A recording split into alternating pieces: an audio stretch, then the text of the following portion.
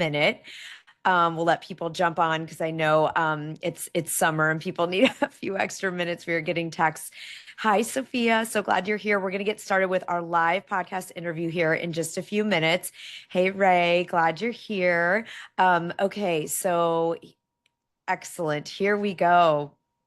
Welcome back to The Rise. I'm so happy to have you all here. We are doing a special episode in the live studio here on Zoom today with an amazing special guest who I'm really excited for you to meet. I'm going to do a little bit of a context. I'm going to do a little bit of setup before we have the incredible Stacey Brass Russell join us for this interview today. Those of you who are live on Facebook, Instagram, YouTube, hello, hello, hello. And those of you, we're going to have our live audience, a few of you here in the Zoom room today. So we're so thrilled that you're joining us.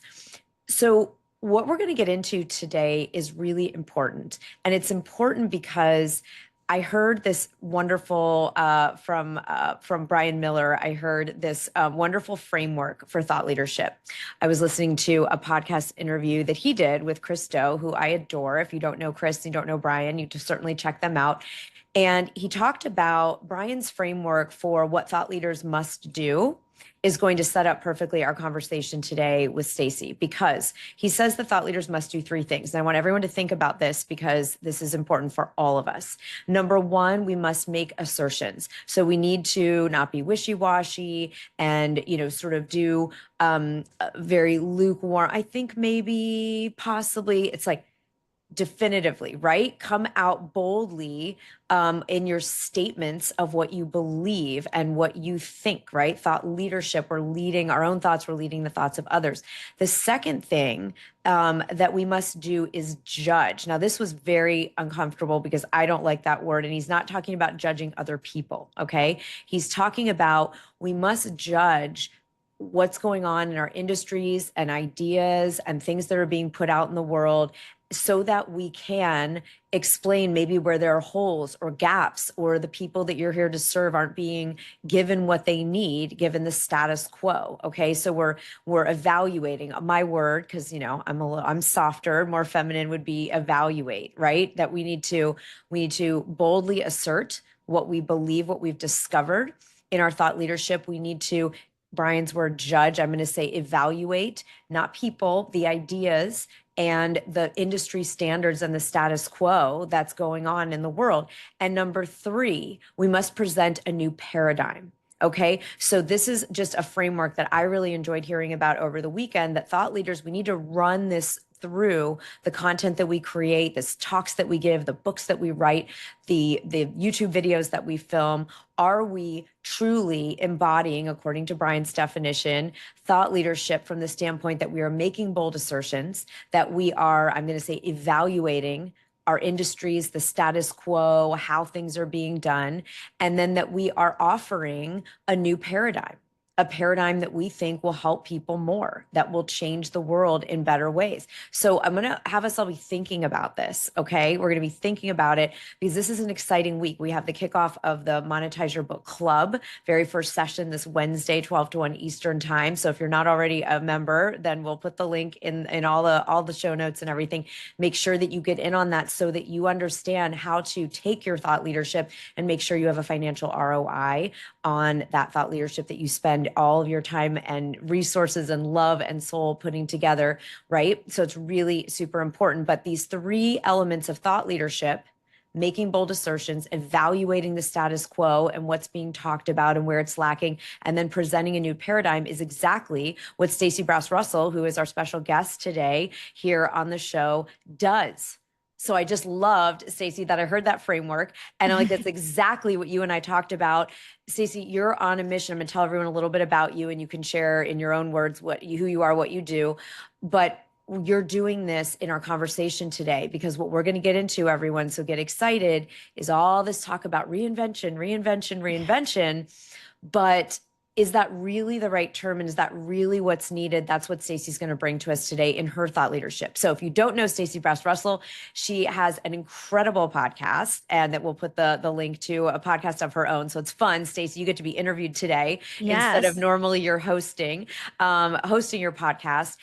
You are also the coach of, you have your academy. You coach, you're a business strategist, you're a messaging expert. You help people get high converting sales when they're doing live events and webinars. You are really in the absolute, space of helping people, especially who sell transformation, be able to articulate what they do, take their passion, turn it into a profitable, passionate business that actually creates good for others and makes them money. And you help them figure out how to talk about what they do and turn what they love into what they do, and then sell that thing, right? Yeah. So, Yeah. so everybody give a warm welcome, those of you in the live studio audience, to Stacey Brest Russell. Hi. Thank you. Well, I don't think I need to say anything else about what I do. You I said it love it. perfectly. I love it. Exactly. Well, because we want to get into it. We want to really get into today what we're doing. Well, of course, everybody, you can find out in the show notes how to look at Stacey's Academy, find her podcast, listen to what she has to say. But Stacey, you're on a mission, and we're both got really passionate about this idea of everyone's talking transformation and talking reinvention, but what's really going on here? So take it, just go for it. Give us some context of what's gotten you kind of fired up. Yeah, well, it's funny. As you were going through the three step, Mhm. thought leader framework that you heard Brian say, I was like, oh my goodness, I hope I fit in there. You But I was like, do. I do. And what came through for me was, in the part two, about judging, which again, I don't love that word either, but we know what it means. What I have been sort of like noticing, as you said, and talking about more lately was just there is, with obviously we've seen a shift in the market, and you've heard so many people talking about, using this term trust recession, and recognizing that sort of like post the pandemic-y boom where it felt like, people were investing, they were investing a lot in personal growth and development, as well as in like following their passion, starting businesses. Everybody decided they could like become a course creator and a consultant and create offers, and they were investing in how to do that, right? And how to have the help to do that. And then we also know that like in the last, AI is not new, but like as far as it becoming something so pervasive and sort of like bleeding into our everyday, existence, there's like a lot of fear, and there's a lot of anxiety around AI, and a lot of people worrying that like now the thing they thought they were going to do, the kind of business they were going to have, is going to be obsolete because of AI. So there's all of this stuff going on, and what it's causing is people thinking that they have to like reinvent themselves completely, or they have to their offer, the things that they thought they were going to do, they have to do something totally different, and start over. And whenever people think about that, I think the words that come up for them are back to the drawing board, start over. And these things feel like, they're heavy. It's not a good feeling to think that you have to reinvent yourself or to like start over. But what I've been talking about for more than just the last year or 2 years is actually evolution, because I believe that human beings are not created to do one thing and stay the same. And that if that one thing stops working, or is no longer what lights you up, or is no longer the thing that's kind of catching on, whatever it is, that doesn't mean that now you failed, or that it's all over, or that, you're ruined, or that you have to start over. It just means that like the universe is nudging you to say, hey, you have to now tap into your genius and your creative energy, and all of what has led you to this moment in time, and now figure out how you want to move that forward into this next iteration, this next version of your life, of you. We don't want to do the same thing forever. And we know this. People, I hate to say it, but people get into relationships that at some point they don't want to be in anymore, or people get jobs that they don't want to be in anymore, or people follow a career path that they then realize they don't want to be in anymore, or people like me who are creatives and artists and sort of passionate people when you're trying to monetize that, you end up getting those money jobs, right? What I call a money job. And sometimes we find ourselves in those money jobs for like way longer than we thought. And all of a sudden, now that's what you do. And you wake up one day and you go, wait, I'm no longer doing that thing that I got this money job to fund or to support. So there's so many things that happen in our lives where we come to a place where we go, I've plateaued, or what I'm doing isn't working anymore, or I'm not lit up anymore, or this isn't, you know, and it's not a reinvention. It's like, how do you want to evolve? Because that is what you're designed to do. And you are a creative being. So, what the number two about like, where do you see gaps or holes, or what are people saying? Or, well, that's my assertion, right? And what I see in the gaps or the holes that are happening in my industry are that the old fashioned models of how people get supported in figuring out how they want to monetize their passions or whatever aren't working anymore because they're outdated and they're old and they're not taking into consideration the times that we're living in, right? And then, finally, like, what is that new paradigm? Well, I also have been talking about selling transformation versus information, which I think that, what we are seeing in this AI and in just the information age is that information's free. And so if you're just out there trying to sell information or what you know or knowledge, you're going to come up against a problem. That's not what's moving people anymore because they can get it for free. So, we have to have a new paradigm, which is how to come up with what we want to sell that is not just sort of selling our knowledge or what we know, but how are we selling that to people in a way that's actually going to benefit them and help them to create outcomes with that information, knowledge, expertise, all of that amazing stuff that we've all amassed over the years. We can't just sell the information. We actually have to sell people on why our information, the lens that we can see it through, how we teach, how we share, how we view the world, how that's going to help our specific clients get the outcomes that they're looking for right now. And why are we different? Stacey, I love this so much. And I want to peel a couple pieces, like two kind of key things you're saying here.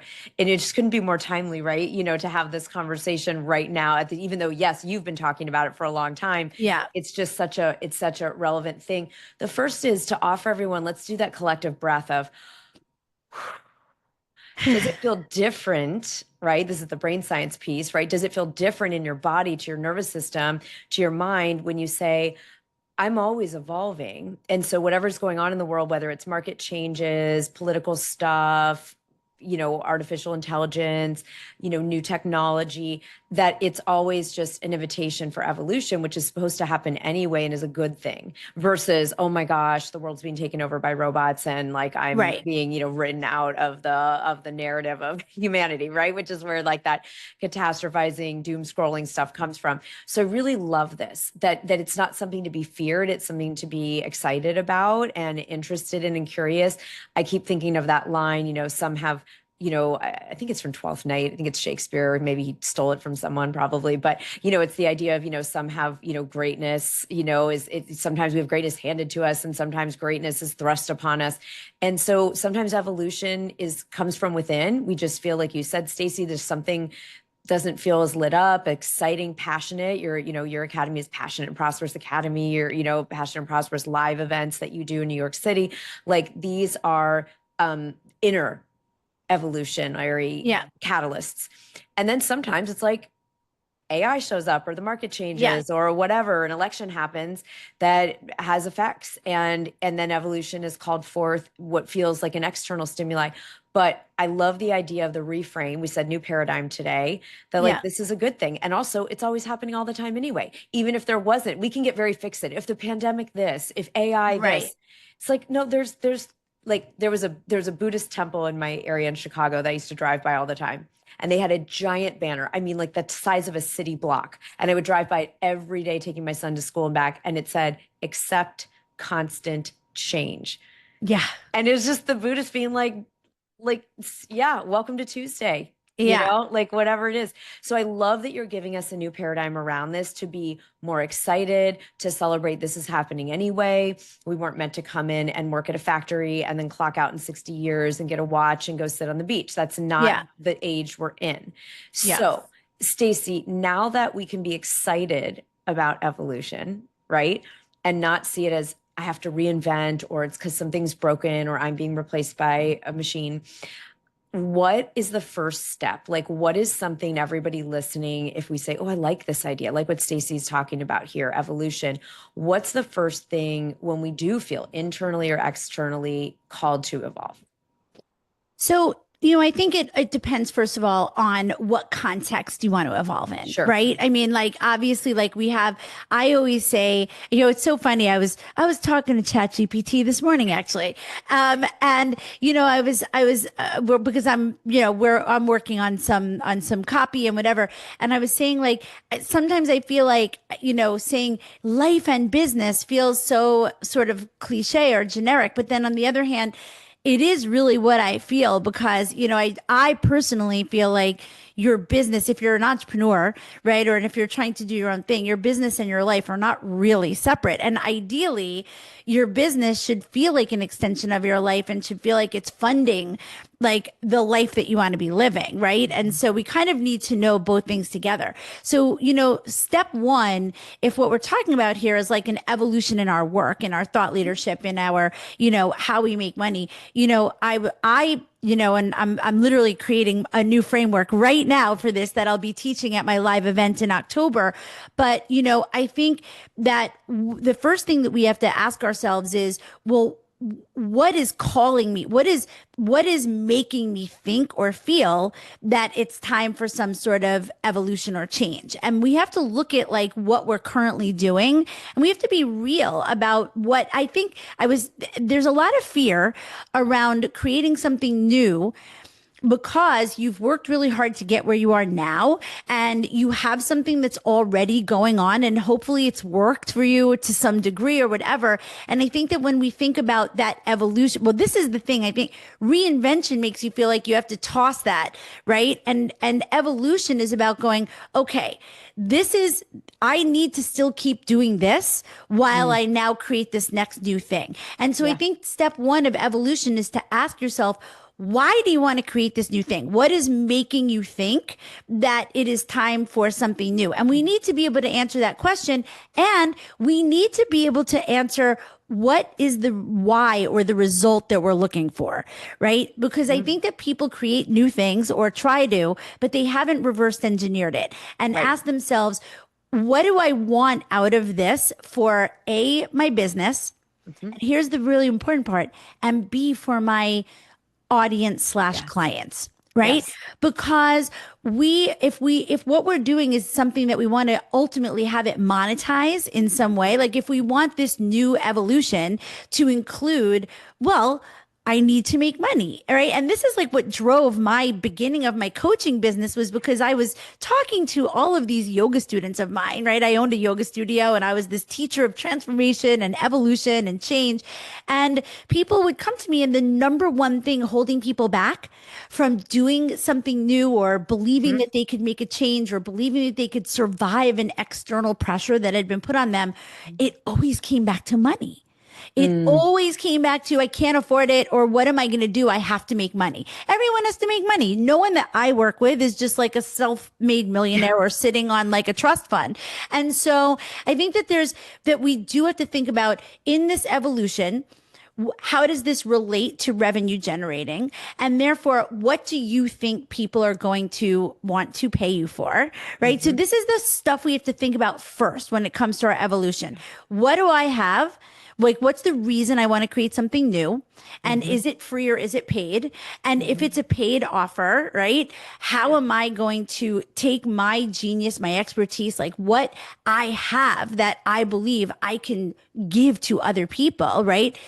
So, but what is my reason for creating something new? Is it to make money, or is it to create this next free thing? Because I do believe, and I mean, there's so much we can talk about, Sarah. Yeah. As you know, I believe that we need to create our own stages and our own opportunities. So Yep. while we can get in front of other people, like I'm so grateful to be on the rise today and share have you share me with your audience. I'm also a huge believer in creating your own work that attracts your ideal, people. So whether that's something simple like a workshop, or, or a virtual thing, or it's a live event like you do, like I do, or if it's a Yeah. podcast like this, or if it's writing a book like you help people do, what is it when you want to do this next evolution? Hmm. If it's something creative like that, we still always have to be able to tie it with our ultimate outcome, which is like, are we doing this because we want it to be how we get to use our talent, passion, gifts, and skills to make money?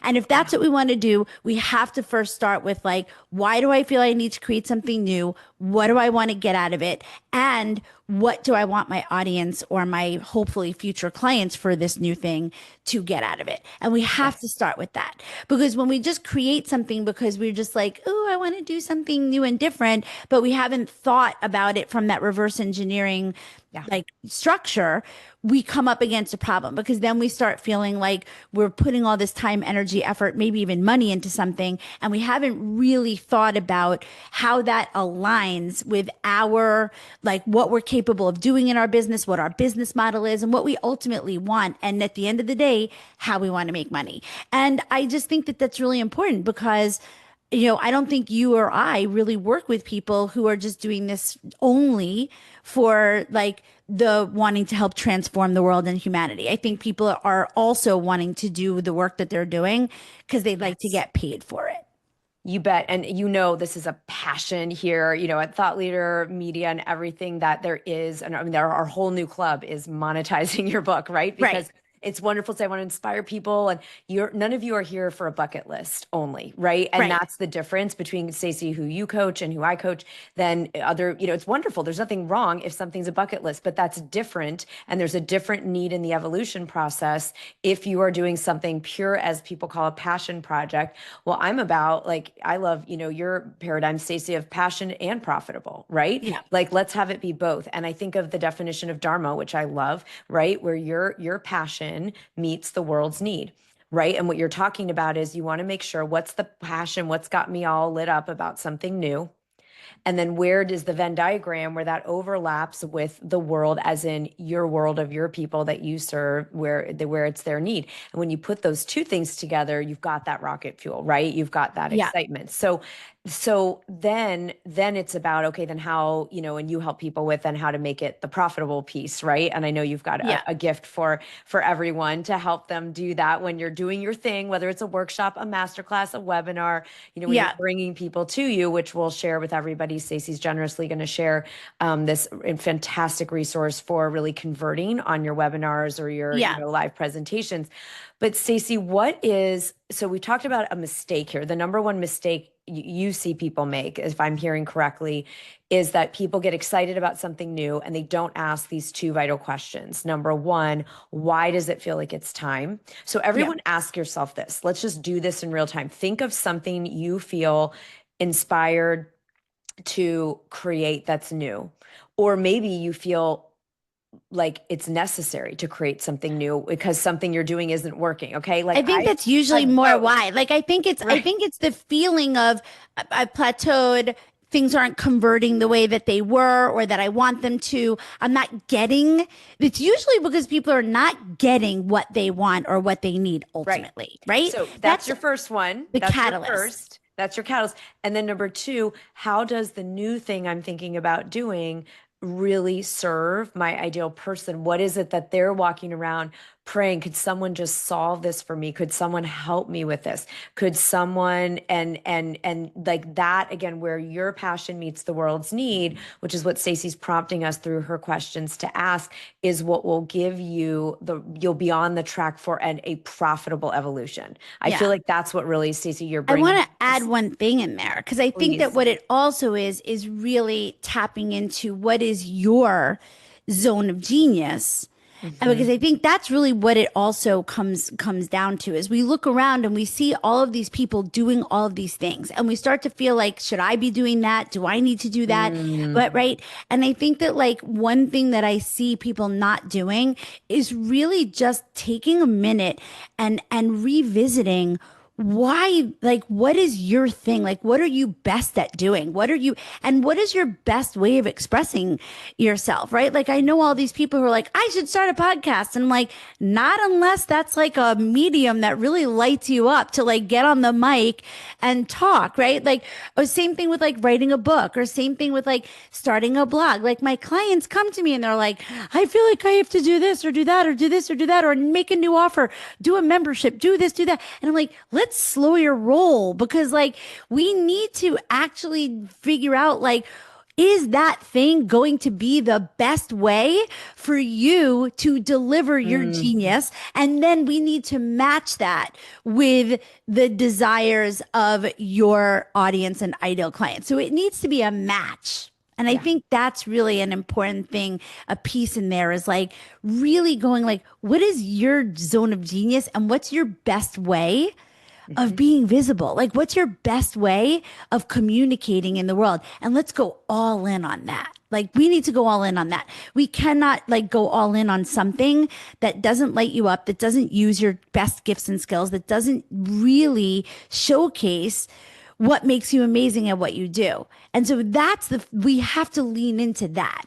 You have to make evolution your opportunity to become more and more who you're truly meant to be in the world and trust that that is going to be the thing that's going to attract the right people and how you're going to make money. So I'm loving now we have a three-part Venn Yeah. diagram. And you all that train with me know I love a Venn A good diagram. Venn Like my diagram. favorite. Yep. So we've got your passion, right? Yep. And then we have how that serves the people that you're here to serve, how it gets them a result that they want, right? Not that you think they need or that Totally. they actually want, right? Those of you that train with me know I teach interest forums. I teach focus group marketing first before you launch anything, right? If you haven't learned our strategies on that, then go find the episodes that we've done, right? But it's important. And now we have our third circle, and I like threes in the Venn diagram. Your zone of genius. Is this the thing that's really your medium? And how do we know? Okay, and I'm going to bring in the brain science. All right, we're going to give this a little juice with the brain science and ask a meta question. Meta questions activate certain parts of our brain, including the prefrontal cortex, so that we can check that we're on board with this. So it's what lets me know that I'm passionate about something first, so you can feel, do you get excitement in your chest? Do Yeah. you feel, ooh, what happens? Start paying attention this week, inspired by Stacey's interview. I'm inviting everybody to pay attention. How do you know? What lets you know you're passionate? And then what lets you know that something's in your zone of genius? Yeah.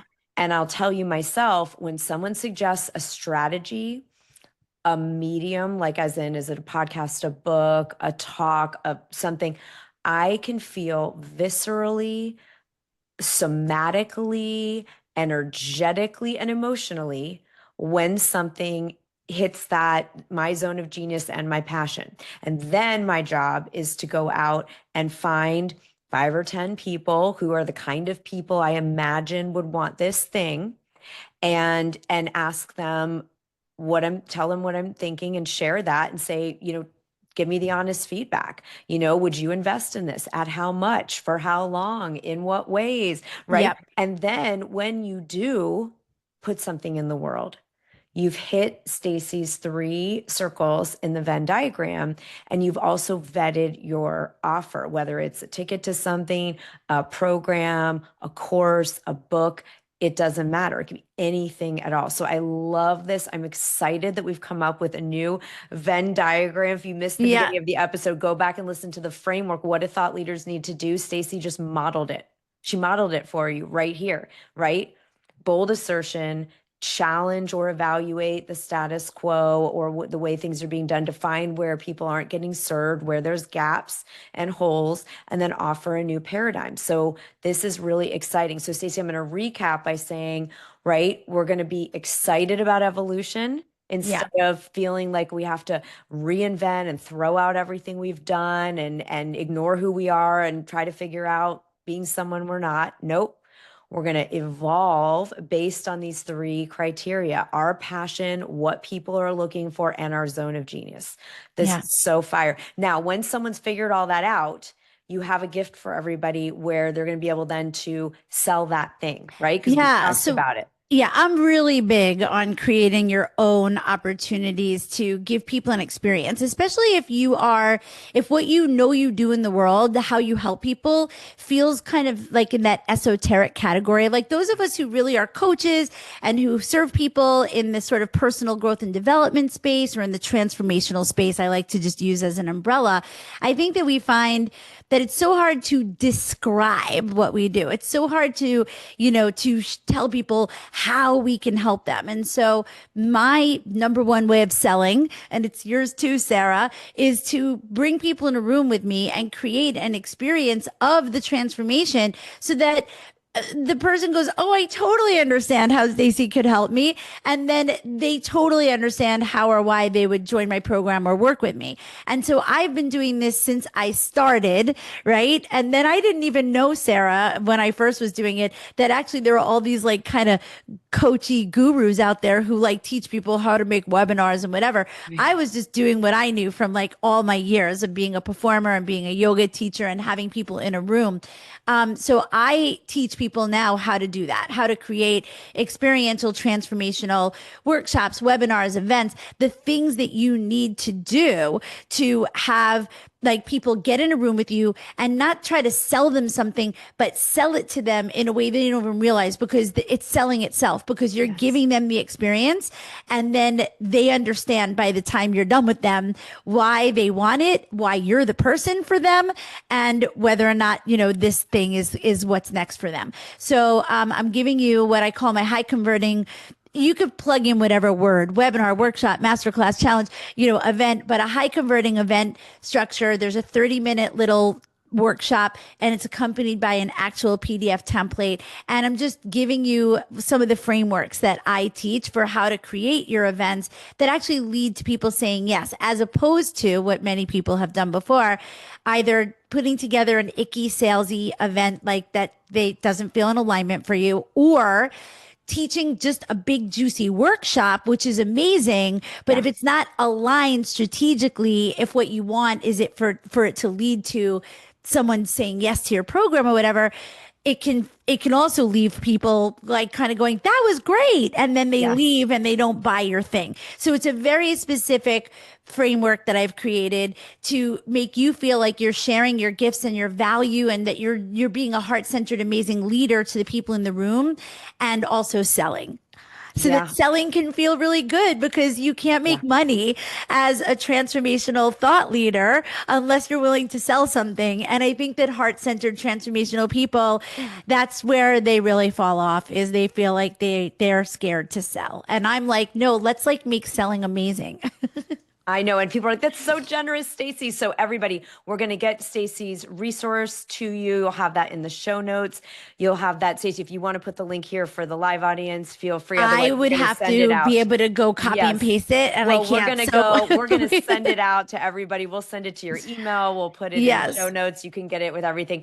So how exciting is this? Way to kick us off for an amazing week. We have half the year left. If you're listening to this when the show is airing, we've got 6 months to make this the most epic year, not only of your life, your contribution, your legacy, but also of your revenue. And that's why I wanted Stacey to come on today and model for us what great thought leadership is, in terms of we're playing with our Brian Miller framework that I just really enjoy. I think is cool.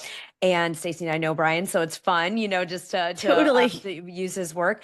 And also, Stacey, thank you so much for coming in and inspiring us around evolution, not reinvention. Might open up something for people that are feeling overwhelmed right now. And certainly, whether you like whatever word you like, you've got now this Venn diagram to play with. That's your homework this week. And then you're going to get Stacey's resource to be able to then sell the thing that you come up with after you go through that Venn diagram and bring your passion together with your profit, which is what you specialize in, Stacy. So thank you so much for taking the time for being with us Thank today. you. Thank you for having me, and thanks for everyone that showed up in the room. It's always so nice to have a couple of actual people in the room. Right? It's Yeah. special. This is the secret. I know everybody on the social platform are like, how do I get in the Zoom room? You all know how to get on. Send Yeah. us an email, care@sarahkindall.com, and we'll get you a pass to get in the Zoom room. So thank you, Stacy. Let's all give Stacy some love. Those of us here, so happy. And everybody, as we transition into having an epic week, let's take a deep breath. Just take in